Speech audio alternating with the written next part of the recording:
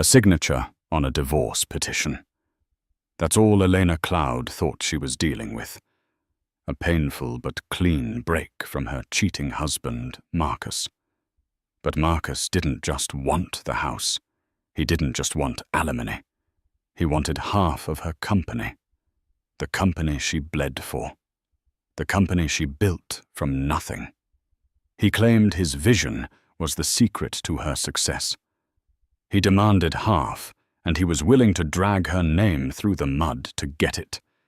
He thought he had her trapped. What he didn't know is that Elena's lawyers weren't just good. They were sharks, and they were about to turn a private settlement hearing into a public execution. Elena Cloud lived a life that Forbes had once called an architect's dream. Her firm Aura Interiors wasn't just successful, it was seismic. From their flagship office in a restored Soho warehouse, Aura had redefined sustainable luxury. They didn't just design rooms, they engineered biophilic experiences. Their clientele included tech billionaires, eco-conscious hotel chains, and old money families looking to modernize. Elena was the engine. She was the one who 10 years ago had sketched her first designs on a coffee shop napkin, taken out a crippling loan, and personally sourced reclaimed lumber from a 19th century barn. She was the one who spent nights agonizing over material tensile strength and negotiating with artisans. And by her side for the last 7 years was Marcus Thorne. Marcus was by all accounts the perfect husband. Devastatingly handsome, effortlessly charismatic, he was the velvet glove to her steel fist. He'd joined Aura 3 years into its journey, taking the title of Director of Business Development. In truth, his job was to be charming. He attended galas, networked at golf tournaments, and was the handsome face quoted in lifestyle magazines. Elena handled the operations, the design, and the soul of the company. Marcus handled the champagne. Their power couple image was flawless. Elena intense and brilliant in her minimalist structural attire. Marcus relaxed and dapper with a smile that could disarm a hostile board.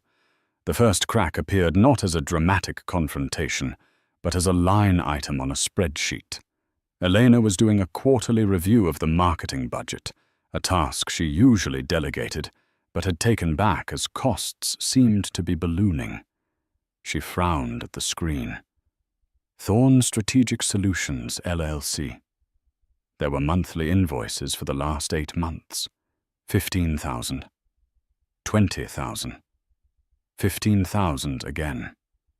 The description was always the same: strategic market analysis and outreach. She didn't remember approving this vendor.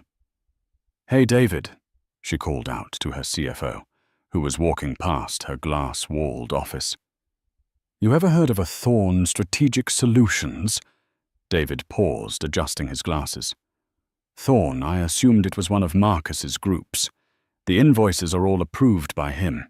They come in like clockwork on the 28th. Get me the incorporation papers for that LLC, Elena said, a cold knot forming in her stomach. And all the paid invoices. Now. An hour later, the papers were on her desk. Thorne Strategic Solutions, LLC, was a Delaware corporation, registered 10 months prior. The sole signatory and owner, Marcus Thorne.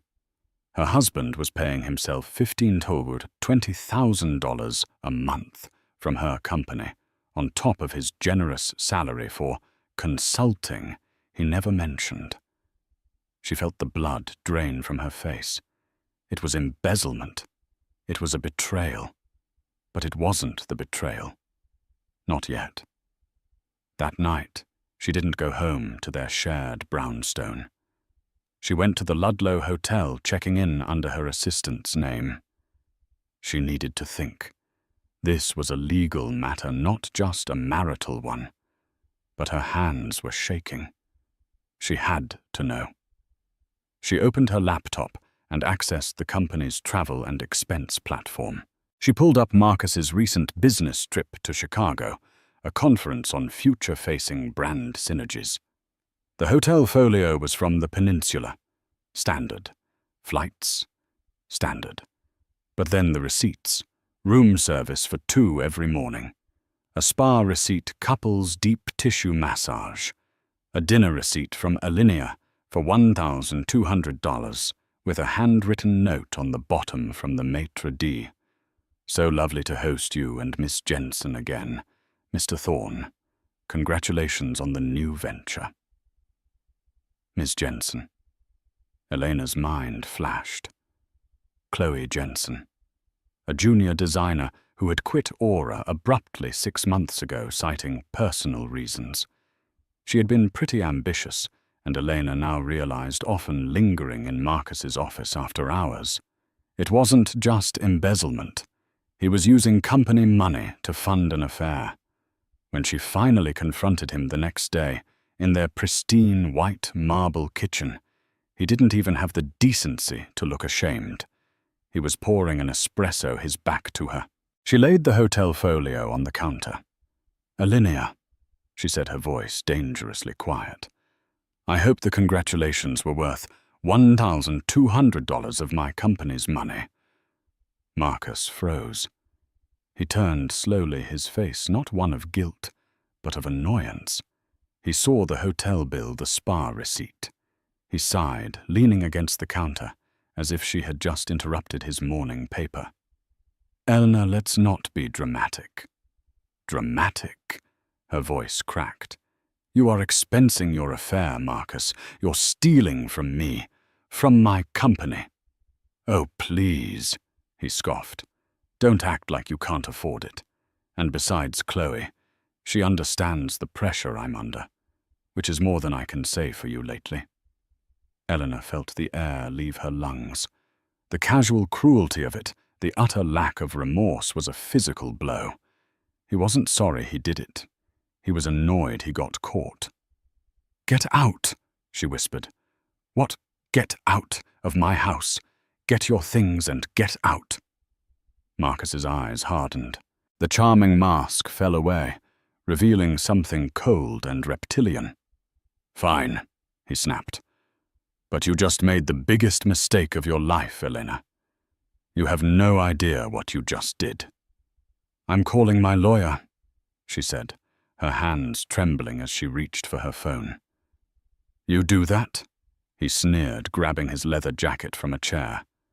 "Call your lawyer, and I'll call mine. You think this is your house? You think that is your company? You are about to learn just how wrong you are." The next 48 hours were a blur of numb logistics.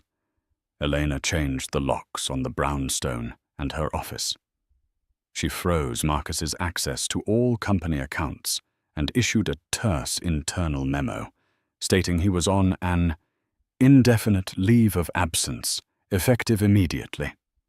She spent one long, tear-filled night on her sofa, cycling through rage, grief, and a profound, bone-deep humiliation.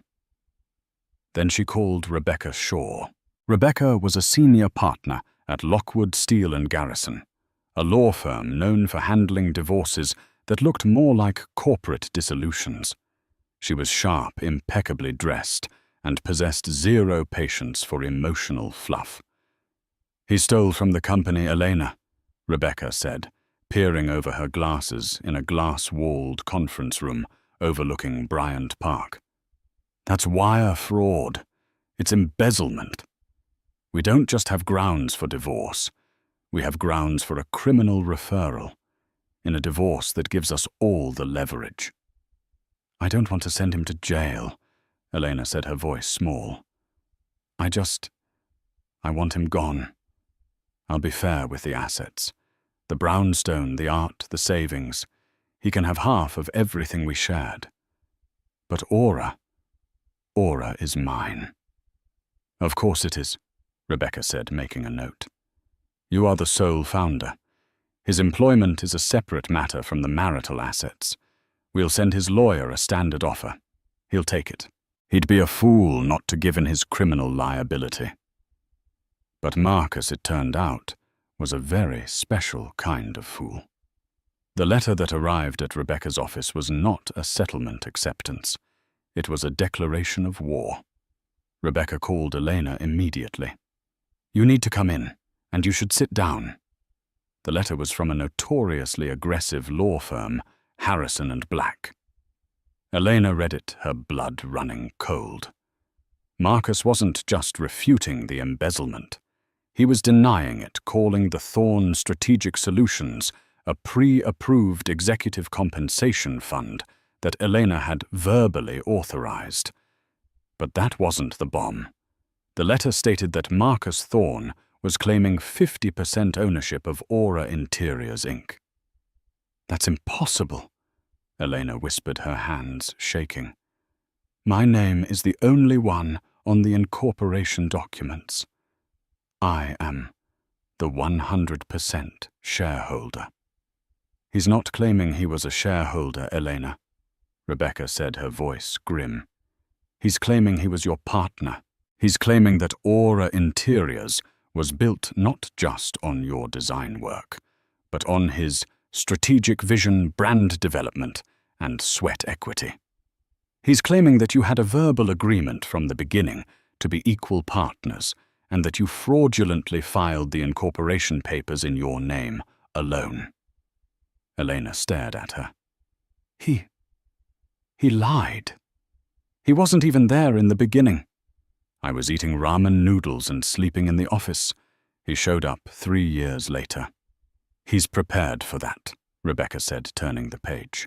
"He claims his initial contributions were the conceptual framework for the brand, and that his later networking has transformed the company from a small workshop into a global brand.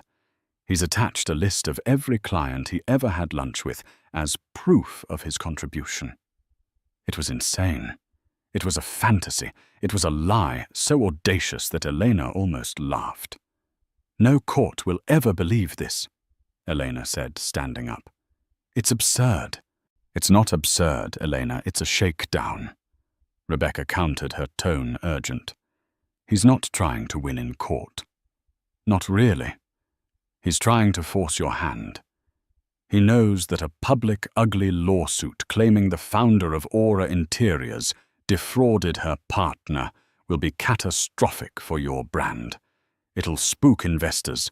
It'll rattle clients." Elena's phone buzzed. It was her head of PR. "Don't answer it," Rebecca ordered. Elena looked at the screen. The preview text was frantic. "Elena, a reporter from the New York Post, is asking for comment on a pending lawsuit from Marcus Thorn. What is going on?" Elena's legs gave out. She sank back into the chair. "He leaked it," Elena whispered, horrified. "He already leaked it." "He's not just trying to get paid, Elena," Rebecca said, her eyes now flinty. "He's trying to burn your company to the ground unless you give him what he wants. This isn't a divorce anymore. This is a hostile takeover. The demand was clear in the final paragraph. Marcus would graciously drop his 50% ownership claim and the fraud lawsuit in exchange for a one-time cash settlement of $50 million. $50 million. It was a figure designed to cripple her. "He's insane," Elena breathed. "He's not insane," Rebecca said, closing the file. "He's evil, and he thinks he's smarter than you. Our job is to prove him wrong. But this is going to be a war, and it's going to be public." Elena's world, once defined by the clean lines of her designs, had become a chaotic blur of legal strategy and damage control. The New York Post ran the story, of course. "Aura of Deceit, CEO's husband, claims she stole £200 company." The article was dripping with quotes from a source close to Mr. Thorn, painting Marcus as the unsung visionary and Elena as a coldly ambitious operator. The fallout was immediate. 2 high-profile clients put their projects on hold. Her investors, a private equity group from Boston, called an emergency board meeting. "This is a PR nightmare, Eleanor," said Daniel Levine, the fund's manager. "A public fight about the company's very founding. It makes us look unstable. Settle it. Give him the $50 million. It's a rounding error compared to losing the brand's reputation." "It's not a rounding error to me," Elena said, her voice steely. "It's extortion. I will not pay him $1 for a lie. He's a thief who I happen to be married to." "Be that as it may, his story is gaining traction," Daniel warned. "Fix it, or we will be forced to reevaluate our position." She hung up, shaking with rage. She was being attacked by her husband and now abandoned by her partners. She stormed into the war room at Lockwood Steel and Garrison. Rebecca had commandeered a conference room, its walls now covered in whiteboards, detailing Marcus's claims, his networks, and his known associates. "He's winning," Elena said, throwing her bag on the floor. "He's poisoning my board." "He's loud," Rebecca corrected, not looking up from a file. "There's a difference. Right now, he's all offense. We've been on defense. It's time to change that." "How?" "We can't prove a negative. I can't prove we didn't have a verbal agreement 10 years ago." "It's his word against mine." "No," Rebecca said, finally looking up. "His word is against his actions. He's built his entire case on the idea that he was the strategic mastermind, so we're going to find out what this mastermind was actually doing." She pointed to a junior associate. "Tell me about his company calendar for the last 2 years." The associate, a young man named Ben, cleared his throat. "It's thin, Ms. Shaw. Very thin. He's got networking lunch blocked out almost every day from 12 to 3. He has golf outings, galas. But in terms of actual internal strategy meetings, he cancelled 70% of them. When he did attend the minutes show, he tabled discussion on most key items." "He was lazy," Eleanor muttered. "He was performatively busy," Rebecca said. "But that's not enough. We need something hard. Something that proves his motive wasn't sweat equity. It was malice. Elena, you mentioned he was expensing an affair." "Yes, Chloe Jensen, a former designer." "Find her," Rebecca ordered Ben. "But the real gold, it's that LLC, Thorn Strategic Solutions. He thinks he's so smart calling it executive compensation. But if he was just paying himself, it's a civil matter. It's marital waste. But if he was paying someone else, that's a conspiracy." Rebecca picked up the phone. "Get me Sarah at Kroll," she said to her assistant. Kroll was the most feared corporate investigations firm in the world. "Tell her I have a high-priority forensic accounting and digital investigation.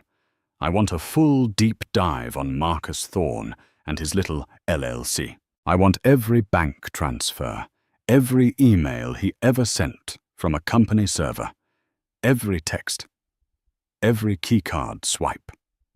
I want to know where he was, who he was with, and what he was spending your money on, Elena.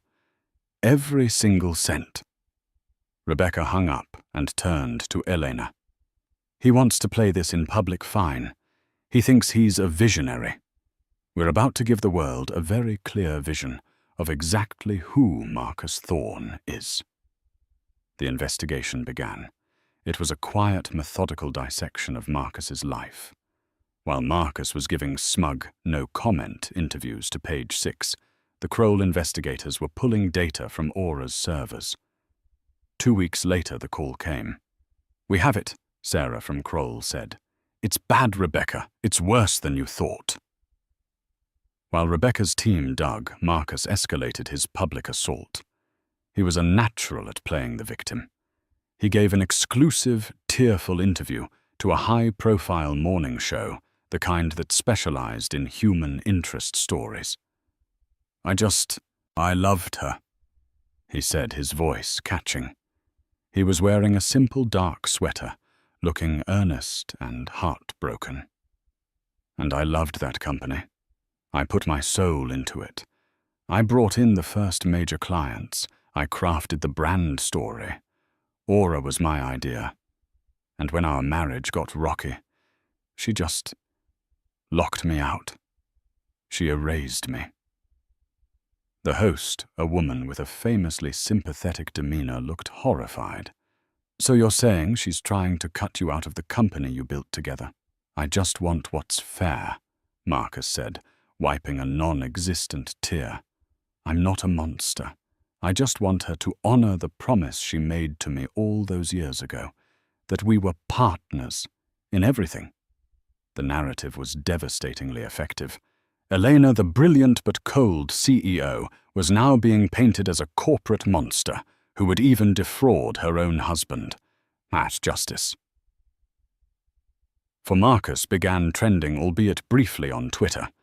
Aura's Instagram comment sections were a war zone. Elena was a prisoner in her own home. Paparazzi waited outside her brownstone.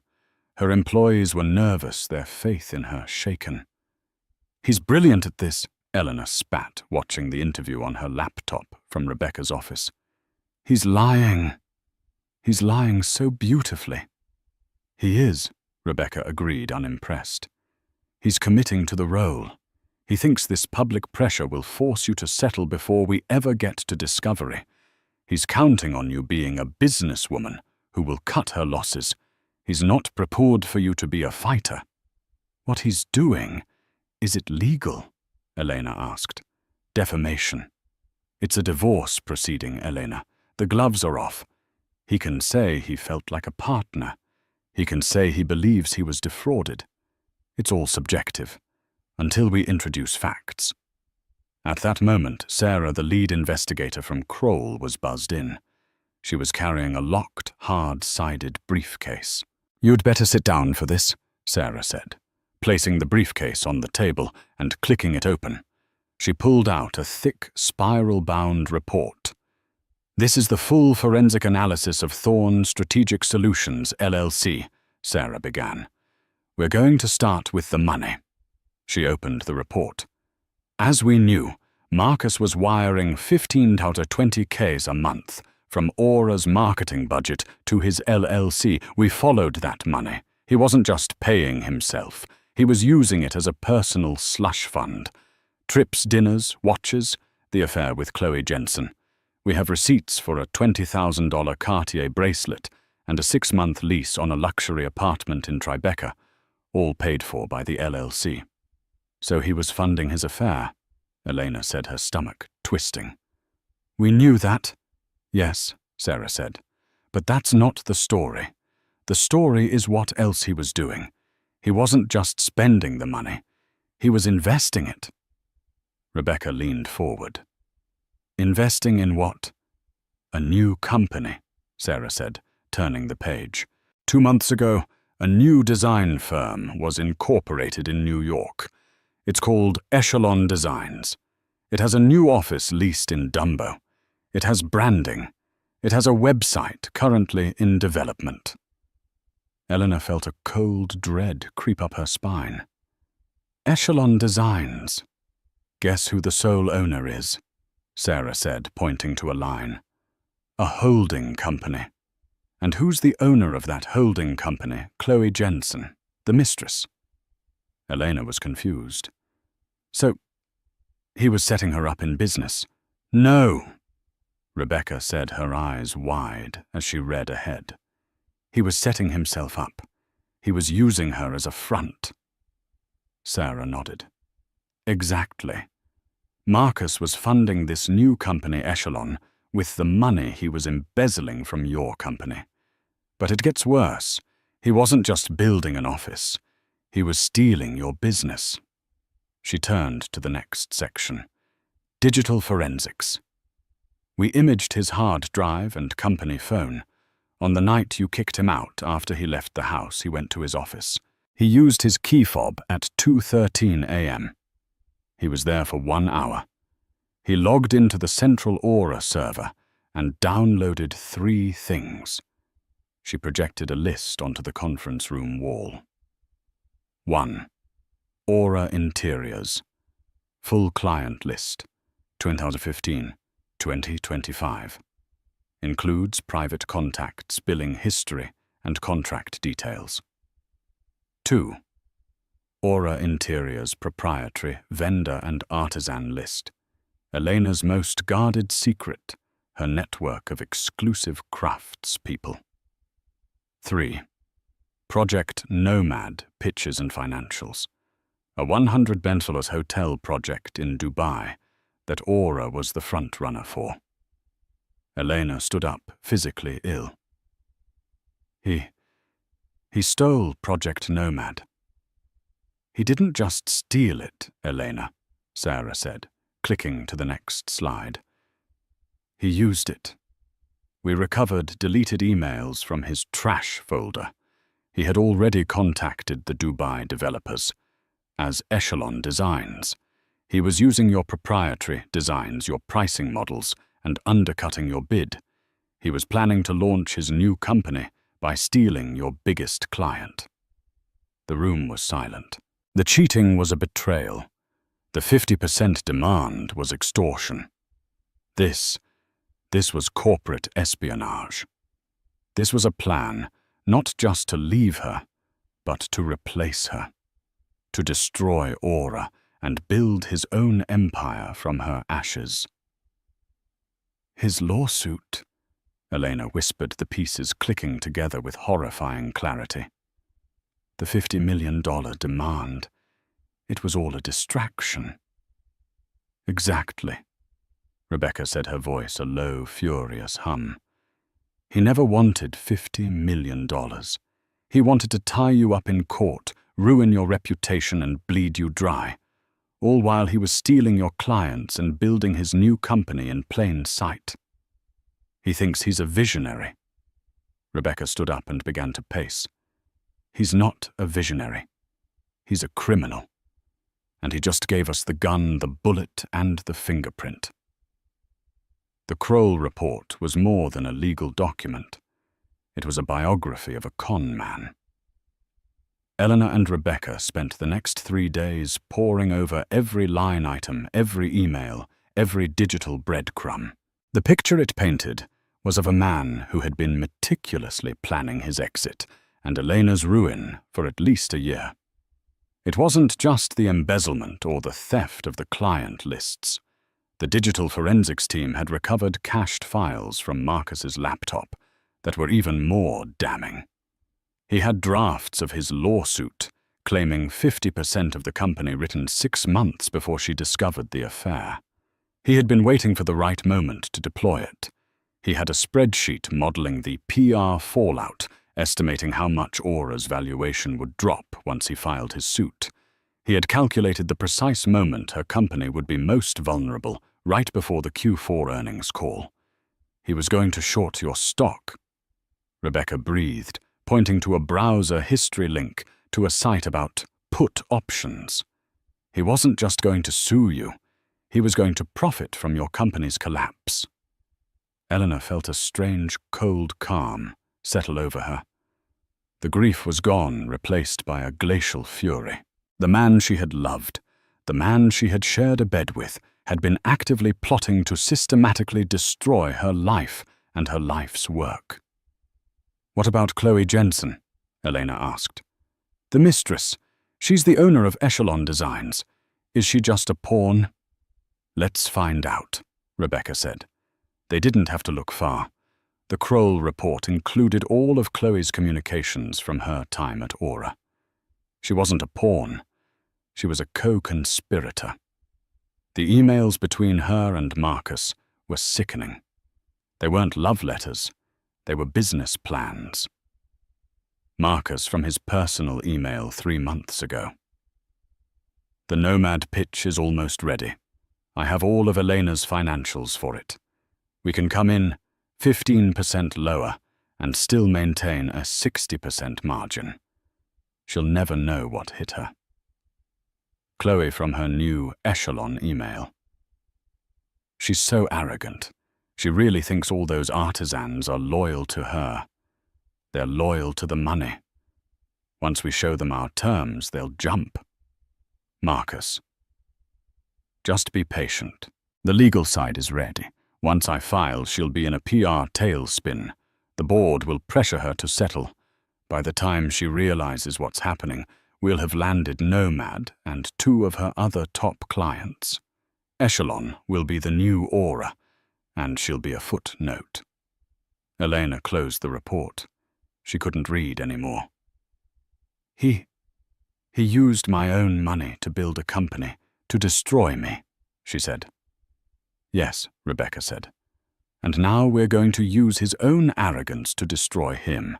His entire plan hinges on one thing, that you'll be scared of a public fight. I was, Elena admitted. But that was when I thought it was a divorce. This is a war for my company's survival. Good.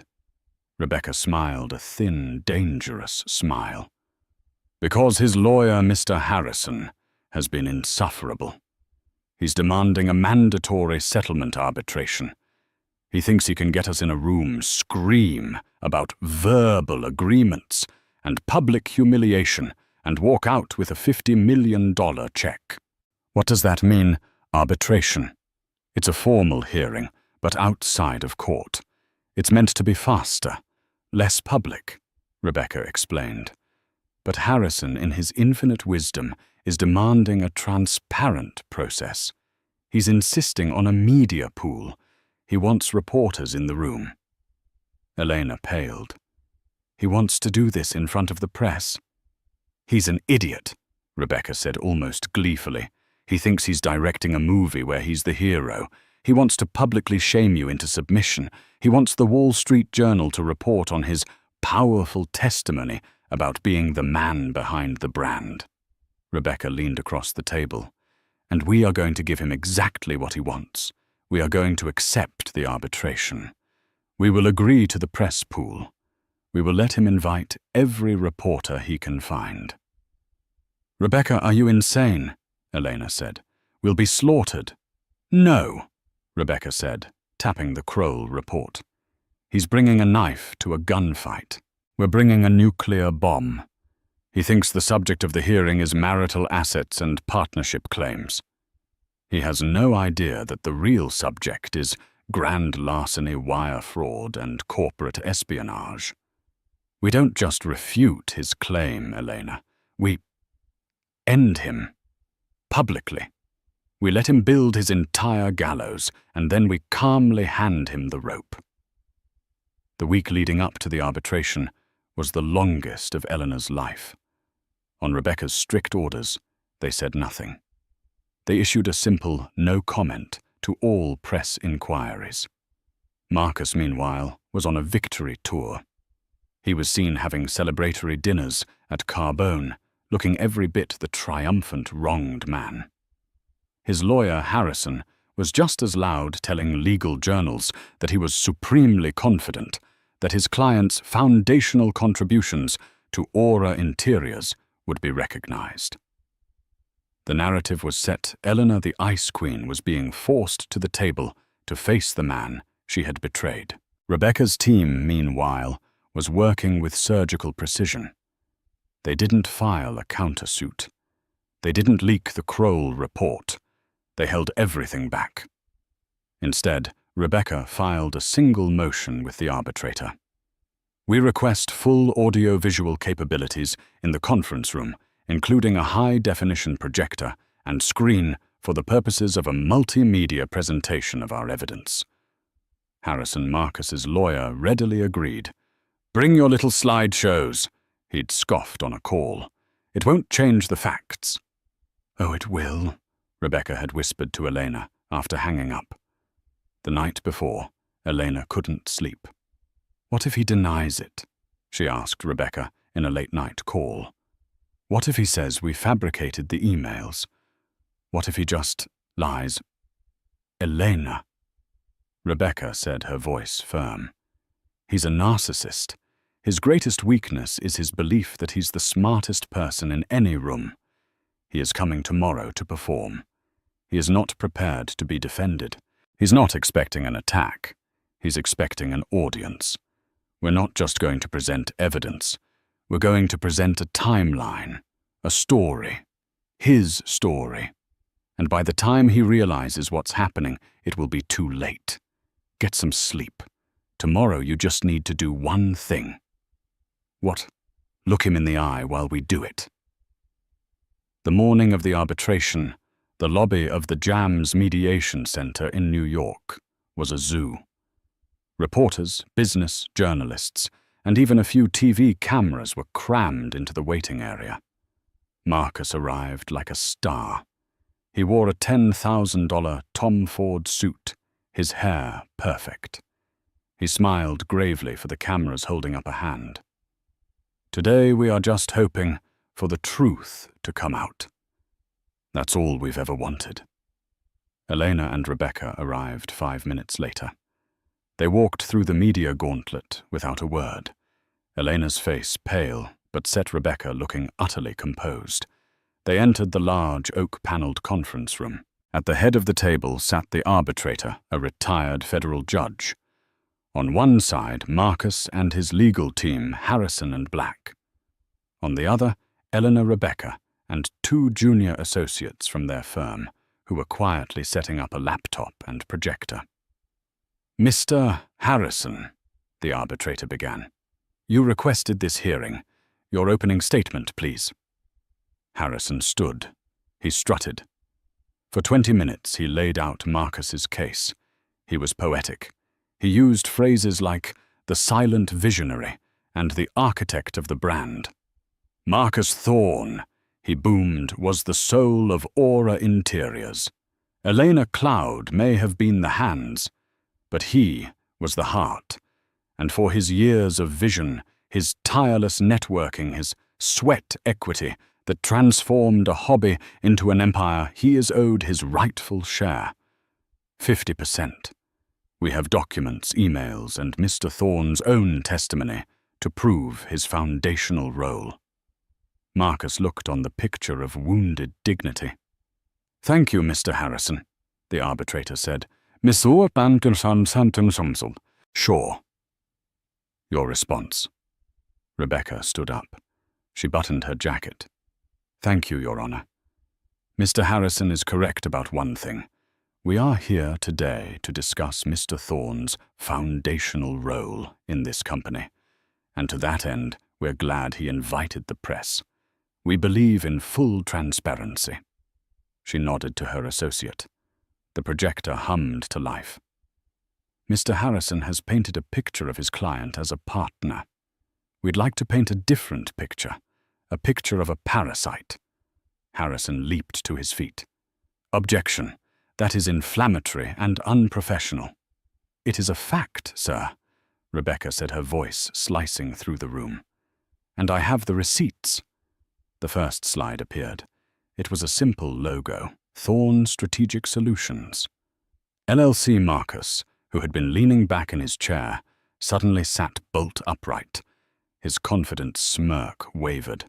We'd like to begin, Rebecca said, by examining just what Mr. Thorne's sweat equity was really purchasing. The conference room at the JAMS Mediation Center was an arena, and everyone knew it. The air was thick with the scent of expensive wood polish, stale coffee, and raw, palpable tension. At the head of the long, polished mahogany table sat the arbitrator, Judge Harrison. No relation to Marcus's lawyer, a retired federal judge, whose face was a mask of bored neutrality. On the left side of the table, Marcus Thorne sat like a king holding court.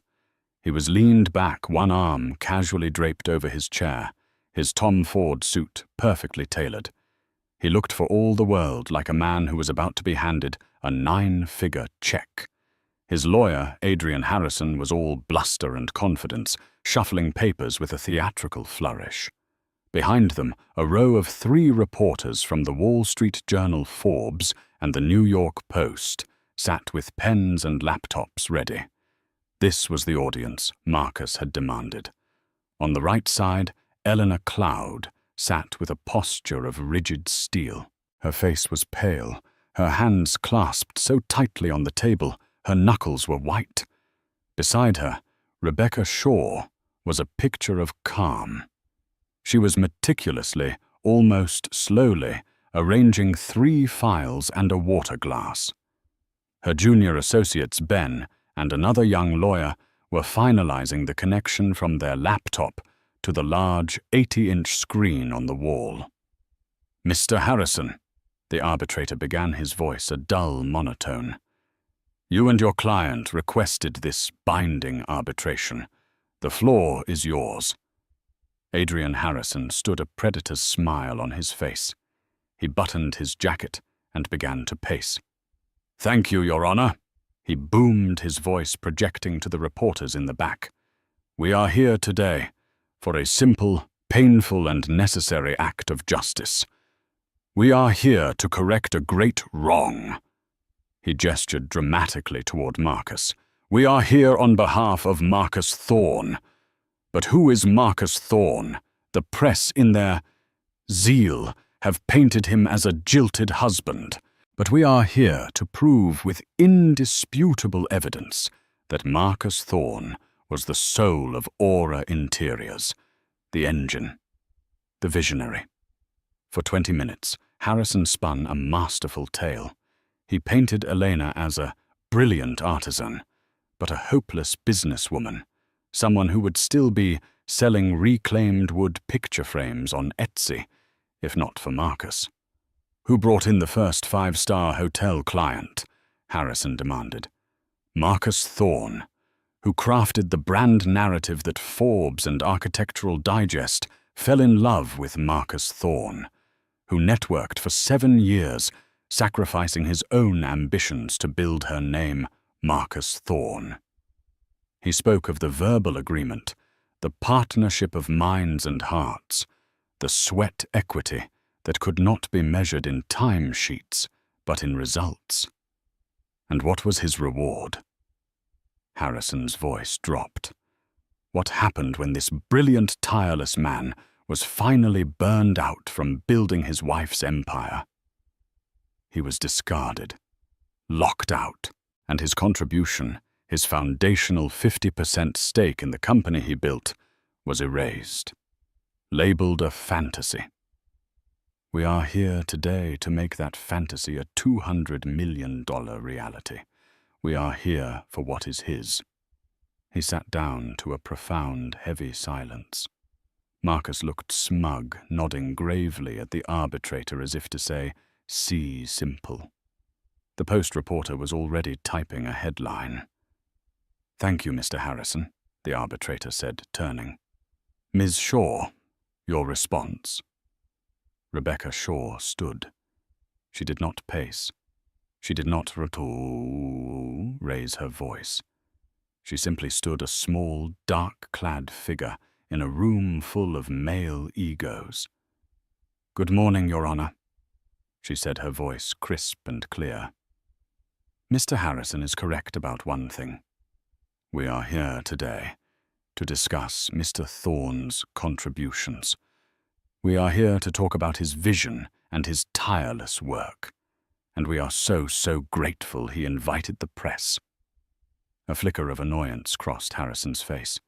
This wasn't the opening he expected.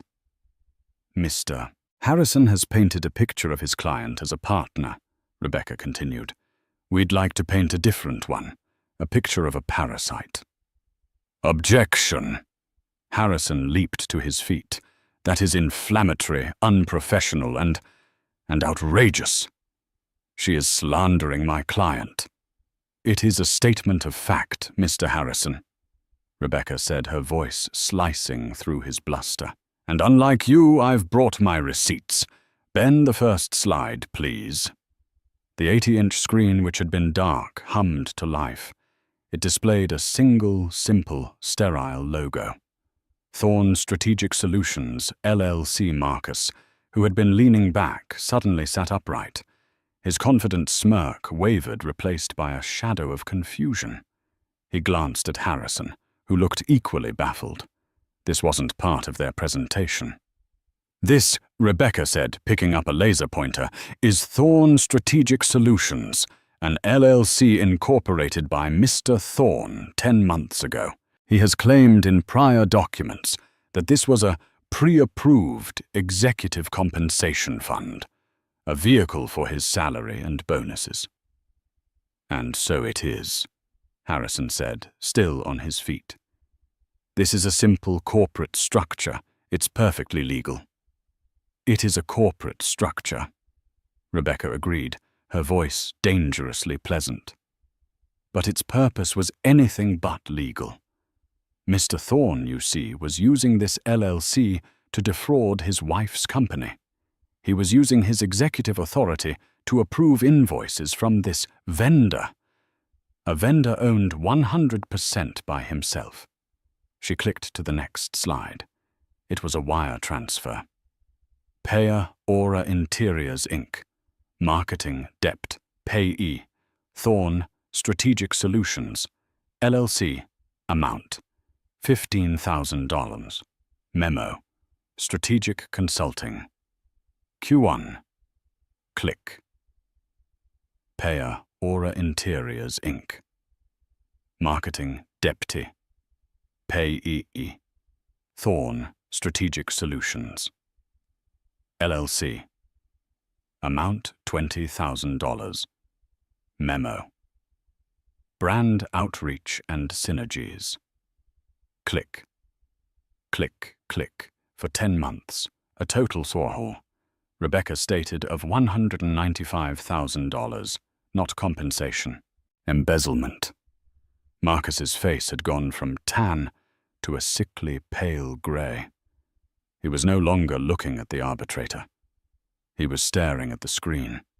"A simple marital asset dispute," Harrison tried again, but his voice was strained. He was paying himself from the marital pot. "It's waste, not fraud. It has no bearing on his 50% claim." "Oh, it has every bearing, Mr. Harrison," Rebecca said, "because it speaks to intent. You see, Mr. Thorn wasn't just paying himself. He was funding a new life and a new business. Let's see where this compensation went. Shall we? Click. A new slide. It was a montage of receipts. "This is a bank statement from Thorn Strategic Solutions. A payment of $20,000 to Cartier. We have the receipt. It was for one love bracelet." The Post reporter was typing so fast, her keys were clattering. "And this," Rebecca pointed to a new line item, "is a $35,000 wire transfer to a luxury property group." It was the 6-month prepaid deposit on a 2-bedroom apartment in Tribeca. An apartment, I might add, that Ms. Cloud has never set foot in. Marcus's mask of charm was gone. He was breathing heavily, his collar suddenly looking too tight. He was exposed as a cheat and a thief. But Rebecca was just getting started. "But Mr. Thorn wasn't just funding an affair," she said, her voice dropping. "He was investing. He was, as Mr. Harrison so eloquently put it, building. Just not for Aura." Click. A new logo appeared on the screen. It was a cheap, sharp-edged knockoff of Aura's elegant, flowing script. Echelon Designs, Inc. Echelon Designs, Rebecca narrated, incorporated 3 months ago, a new design firm, with a new office in Dumbo already being built out, with a new website currently in development, a direct competitor to Aura Interiors. Harrison was on his feet again, but this time he looked panicked. "This is irrelevant. My client has no connection to this entity. This is a diversion." "Is it?" Rebecca smiled, a thin, dangerous expression. "You're right. Mr. Thorn's name is nowhere on the incorporation papers. He's too smart for that. The owner of record is a holding company, which is in turn owned by..." Click. A photo appeared on the screen. It was Chloe Jensen's smiling, ambitious Aura employee headshot. A Ms. Chloe Jensen, a former junior designer at Aura, and Mr. Thorne's mistress. The room erupted in whispers. The arbitrator banged his gavel. "Quiet.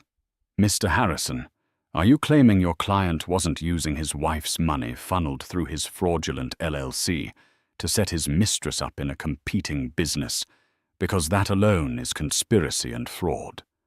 But don't worry. It gets so much worse." Marcus looked like he was going to be sick.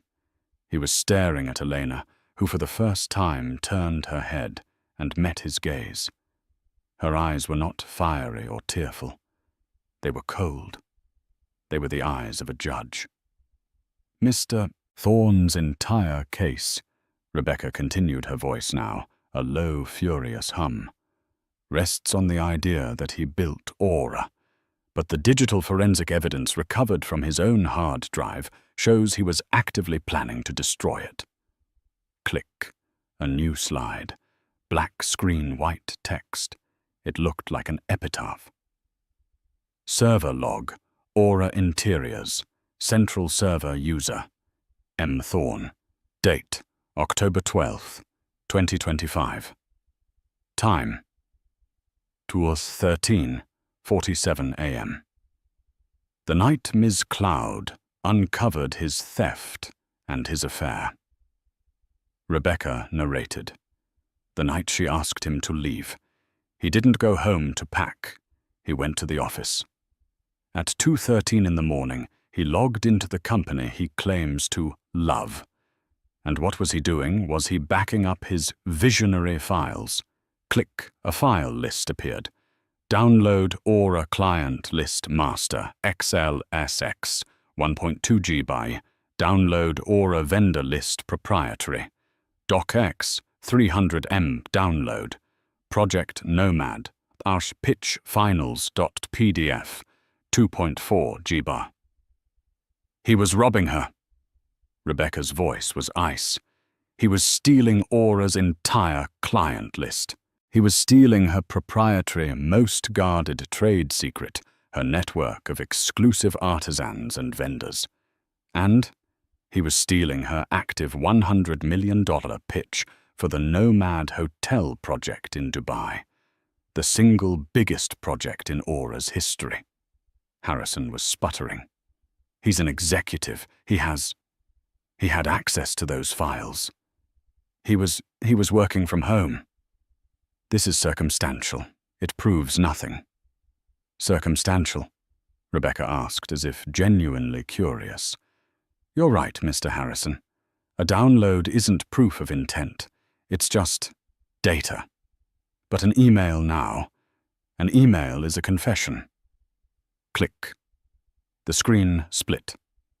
On the left, Marcus's personal Gmail. On the right, Chloe Jensen's new HTTPS. Google.com. Search echelondesigns.com. Email. The text was large enough for everyone in the room to read. From mthorne6@gmail.com to Chloe. Jensen at HTTPS.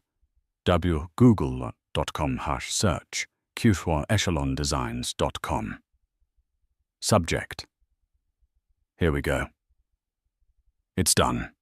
I have everything. The full client list and all of Aura's pricing models. Attached is the complete Nomad pitch. All of Elena's financials, her design specs. We can come in 15% lower and still clear a 60% margin. She'll never know what hit her. A collective audible gasp filled the room. The arbitrator, Judge Harrison, took off his glasses, polished them, and looked at Marcus with a new, profound, and utter disgust. Marcus Thorne was no longer a man. He was a bug under a microscope. He had slumped so far down in his chair, he was almost under the table, his face buried in his hands. But wait, Rebecca said, twisting the knife. There's more. Clicks. Chloe's reply. Amazing. She's so arrogant, thinking those artisans are loyal to her. They're loyal to the money. When do you pull the trigger on the lawsuit? The reporter's head snapped up. The lawsuit click, Marcus's reply, the final nail, the epitaph for his entire life. Next week, the PR fallout will have her spinning. The board will be screaming to settle.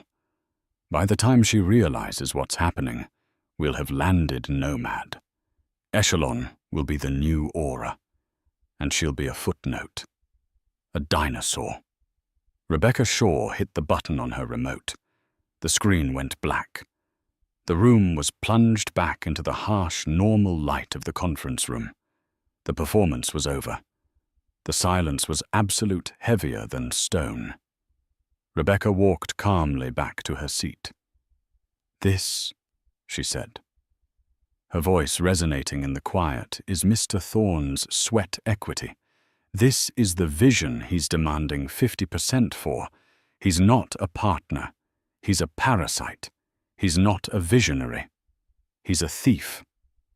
She turned from the screen to face Marcus's lawyer directly. His entire lawsuit, his $50 million demand, his disgusting, calculated smear campaign against his wife. It was all a distraction, a smokescreen, a piece of theater designed to tie Ms. Cloud up in public litigation, destroy her reputation, and tank her company's value, all while he and his mistress stole her clients, her trade secrets, and her biggest projects from under her nose. Adrian Harrison had collapsed into his chair. He was ashen. He was looking at his client with a mixture of horror and fury. He had been lied to. He had been made a fool of publicly. "And that," Rebecca said, picking up her final file, "is why we're not just refuting your client's claim, Mr. Harrison.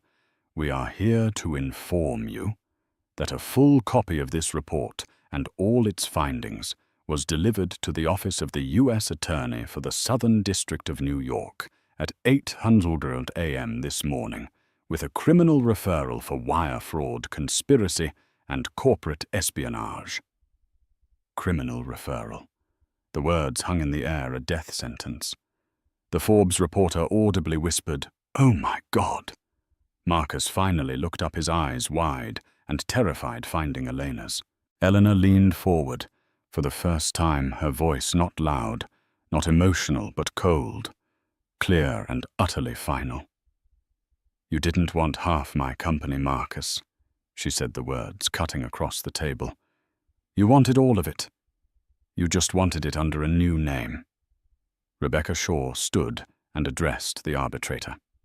"Your Honor, we summarily reject Mr. Thorne's claim of 50%. We reject any claim. We are filing for an immediate default divorce judgment with cause. Furthermore, Aura Interiors is filing a civil suit against Mr. Thorne and Ms. Jensen jointly and severally for $75 million in damages, plus full restitution for the embezzled funds." She placed her file on the table and looked at Marcus Thorne. A man completely broken, his life in ruins. He demanded half. He will be fortunate to leave this marriage with his freedom. Rebecca nodded to her team. She closed her briefcase with a quiet, definitive snap. "We are done here." The scene outside the arbitration center was chaos. Marcus Thorne, the man who had arrived as a sympathetic victim, was now a cornered animal. Reporters swarmed him, shouting questions. "Mr. Thorne, did you commit wire fraud? Were you building a new company with stolen money? Is the U.S. Attorney's Office investigating you?" He said nothing, his face ashen.